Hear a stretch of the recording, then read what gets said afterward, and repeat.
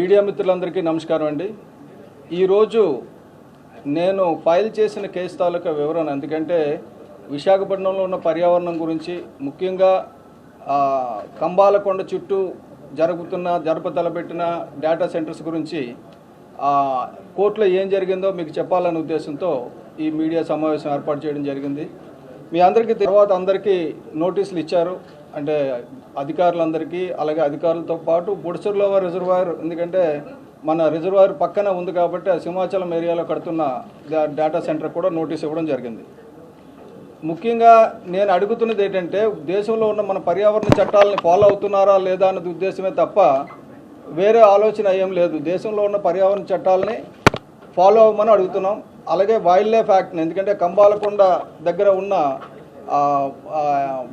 పరిసర ప్రాంతాల్లో కంబాలకొండ అనేది wildlife sanctuary. Wildlife శాంచురీకి ఒక పర్యావరణ నిబంధన ఉంది. ఏమంటే దాని చుట్టూ 10 కిలోమీటర్ల రేడియస్లో ఏది కూడా కన్స్ట్రక్షన్ చేయకూడదని. 10 కిలోమీటర్ల రేడియస్ అంటే నేను ఆల్రెడీ అక్కడ పెట్టించాను అవతల. ఇది 5 కిలోమీటర్ల రేడియస్ అండి. ఈ 5 కిలోమీటర్ల రేడియస్లో, అంటే 1 కిలోమీటర్ రేడియస్లోనే ముడసర్లోవ రిజర్వాయర్ ఉంది, 2-3 కిలోమీటర్ల రేడియస్లోనే తుర్లువాడ ఉంది. సో ఈ 2 డేటా సెంటర్స్ కూడా 5 కిలోమీటర్ లోపల వచ్చాయి. బేసిక్ ఏంటంటే ఇలాగ 10 కిలోమీటర్ల వరకు మీరు చూసినట్టయితే ఇది సింహాచలం కొండ, ఇలాగ పచ్చటి కొండలన్నీ ఉన్నాయి కదా. ఈ పర్యావరణం నిలబడాలంటే మనకి ఈ గ్రీన్ ఏరియా అంతా కూడా కంబాలకొండ అండి. కంబాలకొండ చుట్టూ ఒక 1 కిలోమీటర్ అయితే నో కన్స్ట్రక్షన్ జోన్ కింద ఉంటుంది. 10 కిలోమీటర్స్ వరకు ఏంటంటే ఇండస్ట్రీస్ రాకూడదు. మేజర్ ఇండస్ట్రీస్ ఏవి ఆ పర్యావరణం, అంటే ఈ వైల్డ్ లైఫ్ యాక్ట్ దీని ప్రకారంగా, చట్టం ప్రకారంగా రాకూడదు. కానీ వస్తున్నాయి. ఎలాగొస్తున్నాయంటే మనం చూస్తే ఇప్పుడు ఇది జనవరి 2026 అండి ఈ సంవత్సరం. ఇది చూస్తే ఇక్కడికి జూన్కి వచ్చేసరికి ఇలాగ అయిపోయింది. మనం ఇదివరకు రిషికొండ విషయంలో పెద్ద మాటలు మాట్లాడినా ఇప్పుడు ప్రభుత్వంలో ఉన్న పెద్దలందరూ కూడా గుర్తించవలసింది ఏంటంటే, మనం చేస్తే మంచిది, ఇంకోళ్ళు చేస్తే తప్పు అనేది కాదు. ఎవరు చేసినా తప్పే. ఇది 100% ఈ ప్రభుత్వం చేస్తున్న తప్పు, విధ్వంసం. ఈ విధ్వంసం కూడా ఎంత అంటే, ఈ కొస నుంచి ఈ కొస వరకు కొట్టేశారు కదండి. ఇవన్నీ దారులన్నీ కూడా ఈ తుర్లవాడ కొండ నుంచి గంభీరంగడ్డ రిజర్వాయర్కి వెళ్తుంది. ఇప్పుడు ఆల్రెడీ విశాఖపట్నం చూసాం, ముడసర్లోవ రిజర్వాయర్ ఎండిపోయింది.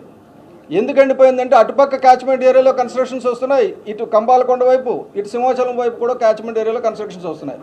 సో నేను కోర్టులో కేసు వేసి యుద్ధం చేయడం ఒకటి.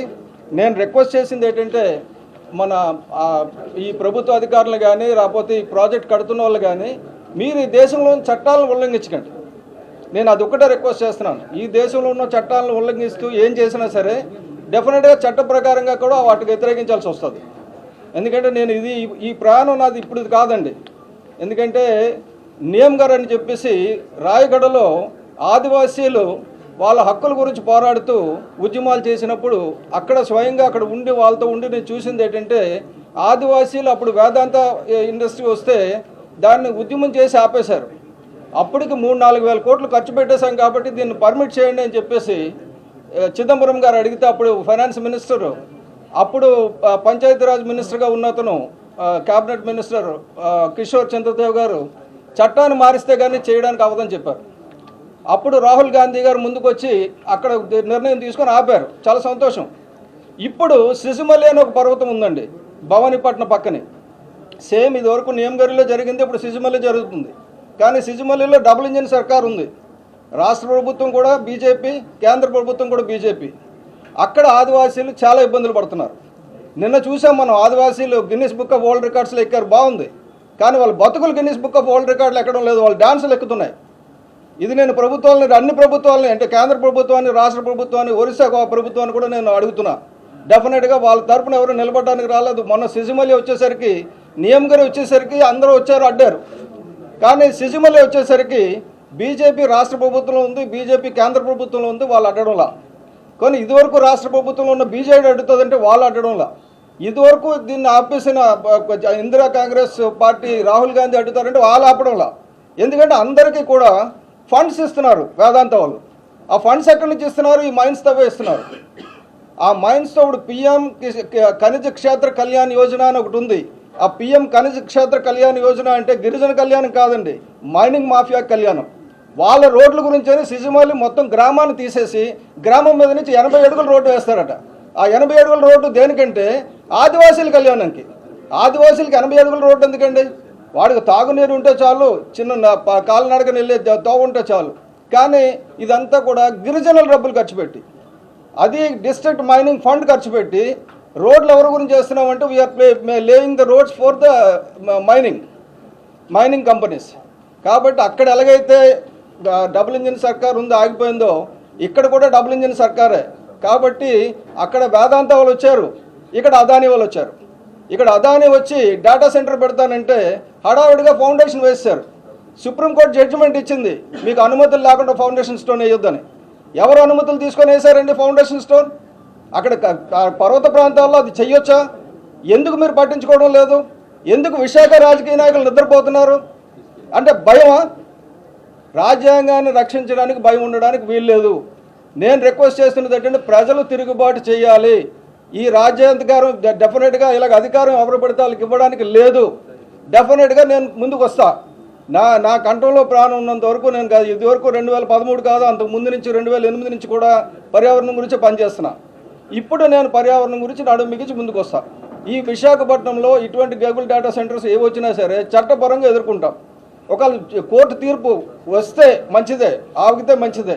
ఒకవేళ కోర్టు తీర్పును కూడా ఏదైనా తప్పుడు రిపోర్ట్లు ఇచ్చి మేనేజ్ చేస్తే అప్పుడు ప్రజా ఉద్యమం చేపడతాం. దానికి కూడా నేను ముందుంటానని మీ ద్వారా తెలియజేస్తున్నా. అలాగే నేను ఈరోజు ఇక్కడ ఫోటో సెషన్స్ పెట్టాను, అందులో చూస్తే మీకు అర్థమవుతుంది ఎంత ఏ ఏరియాలో తవ్వుతున్నారు, ఏ ఏరియాలో చేస్తున్నారు అన్నది. అలాగే ఇటువంటి టీషర్ట్స్ యువతకు నేను రిక్వెస్ట్ చేసింది ఏంటంటే, ఇటువంటి టీషర్ట్స్ వేసుకొని మీరు తిరగండి. మీరేం ఉద్యమాలు చేయొద్దు, మీరేం రోడ్లు ఎక్కొద్దు. మీరు say no to data centre because environment is most important. అలాగే ఎవ్రీ వన్ ఫర్ ఎన్విరాన్మెంట్, ఇటువంటి టీషర్ట్స్ వేసుకొని తిరగండి. అంటే అదే మనకి చెప్పాల్సింది. పైకి కోర్టులకు వెళ్ళడానికి మీకు టైం ఉండదు, మీ ఆఫీసులకు వెళ్ళండి, మీరు ఎక్కడికైనా వెళ్ళండి. మా ఊరు నా పర్యావరణం, ఐ ప్రొటెక్ట్ మై ఎన్విరాన్మెంట్, ఇటువంటి స్లోగన్స్ వేసుకొని మీరు వెళ్ళండి. డెఫినెట్గా దీనికి పెద్ద ఉద్యమం జరగబోతుంది. దేశవ్యాప్తంగా ఈ జరిగే ఉద్యమంలో విశాఖపట్నం నుంచి శ్రీకారం చుడుతున్నాం. ఎందుకంటే ఈవెన్ ఇదివరకు గతంలో నక్సల్ మూవ్మెంట్ కూడా తిరుగుబాటు ఉద్యమం ఎందుకు వచ్చింది శ్రీకాకుళం నుంచి అంటే ఎక్కువ అనగదొక్కితే వస్తుంది ఎక్కడి నుంచి అయినా సరే. ఇప్పుడు నక్సల్స్ని అనగదొక్కేసామంటున్నారు, అనగదొక్కేశారు, కానీ ఆదివాసీలు బాధలు తప్పించారా? లేదు. కాబట్టి ఈ అణగదొక్కడం చాలా తిరుగుబాటు అవుతుంది దేశవ్యాప్తంగా, ఇది మంచిది కాదు. ఇప్పటికే చూసాం మనం ఆల్రెడీ, అక్కడ ఎవరో ప్రశాంత్ కిషోర్ గెలిచారు. ఎందుకు గెలిచారండి? మనకు గర్వం ఎక్కువైపోతే ఎవరైనా గెలుస్తారు. ఇదివరకు కాంగ్రెస్ వాళ్ళు చెప్పారు మనం ఓట్లు చోరీ చేశారని. ఓట్లు చోరీ చేస్తే ప్రశాంత్ కిషోర్ గెలడు కదా. కాబట్టి ఒకటి, ఎవరిని అధికారంలో పెట్టాలన్నా ఎవరిని అధికారంలో తీయాలన్నా ప్రభువులు ప్రజలు ఇది గుర్తుంచుకోవాలి. ముఖ్యంగా యువత దీని గురించి ముందుకు రావాలని చెప్పి అందరినీ రిక్వెస్ట్ చేస్తూ, ఎట్ ద సేమ్ టైం నేను చెప్పేది ఏంటంటే, నేను కోర్టు ఏది తీర్పిస్తే దానికి శిరసావహిస్తాం. కోర్టు ఆధీనంలో ఉన్నాయి డిస్ప్యూట్స్ అన్నీ. కానీ నేను రిక్వెస్ట్ చేసేది ఈ ప్రభుత్వాన్ని, ఈ తాలూకా ప్రాజెక్ట్ ప్రమోటర్స్ని ఇల్లీగల్ యాక్టివిటీస్ పాల్పడవద్దు. Thank you very much. నమస్తే.